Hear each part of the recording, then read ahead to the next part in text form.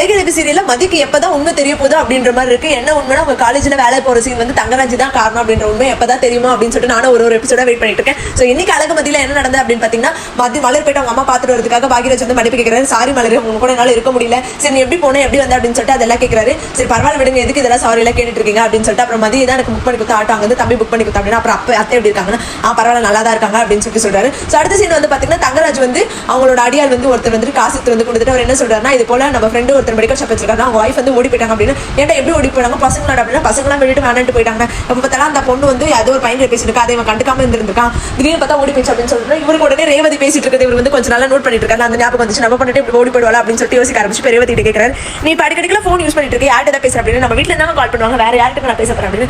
ஏன் திடீர்னு கேட்கறீங்க அப்படின்னா, இல்ல இது போல வந்துட்டு என்னோட கூட வேலை செய்யற பையன் ஒருத்தர் வந்து சொன்னால நீ கேட்டல, எனக்கு அந்த மாதிரி பயமா இருக்கு அப்படின்னு சொல்லிட்டு ஓப்பனா ஒத்துக்கிறாரு. உடனே ரேவதி சொல்றாங்க, ஊர்ல எல்லாரும் அப்படி இருக்காங்க, நானும் அப்படி கிடையாது இல்லங்க, நீங்க நல்லா தானே பாத்துக்கிறீங்க, எனக்கு எந்த பிரச்சனையும் இல்லை அப்படின்னு சொல்லிட்டு சொன்னா அவர் வந்து நம்புற மாதிரியும் இல்லாம நம்பாமலே இல்லாம அப்படியே போயிட்டு ஒரு மாதிரி சந்தேகத்தோட உட்காராரு. அப்ப கூட அவருக்கு அந்த டவுட் போல.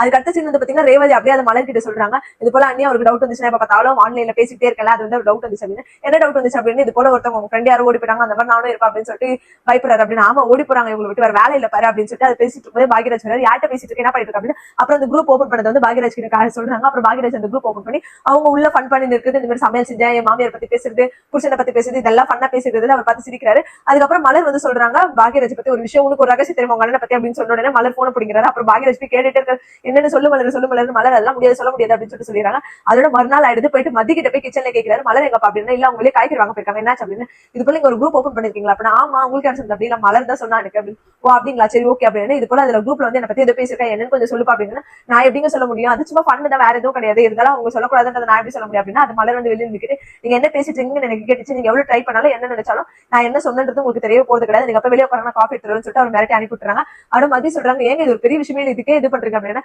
அதெல்லாம் ஒரு சின்ன சின்ன சந்தோஷம் மதி, இந்த மாதிரி அவர் வந்து என்னன்னு தெரியாம யோசிச்சு குழம்பிட்டு இருக்காரு, அதுல எனக்கு ஒரு சந்தோஷம், வேற எதுவும் இல்ல அப்படின்னு சொல்லிட்டு சொன்னோட அங்க இருந்து ஒரு பொண்ணு சுரேஷ் வந்து காஃபி வேணும் அப்படின்னு கேட்கிறாரு. மதியம் மலர் வந்து காஃபி எடுத்து தராங்க. பாகியராஜ் அங்கே சும்மா இல்லாம சுரேஷ் இருக்கிறத மறந்து சொல்லு மலர் அப்படின்னு சொல்லிட்டு கேட்கிறாரு. உடனே சுரேஷ்ல என்ன சொல்லணும் அப்படின்னு சொல்லிட்டு கேட்கிறாரு.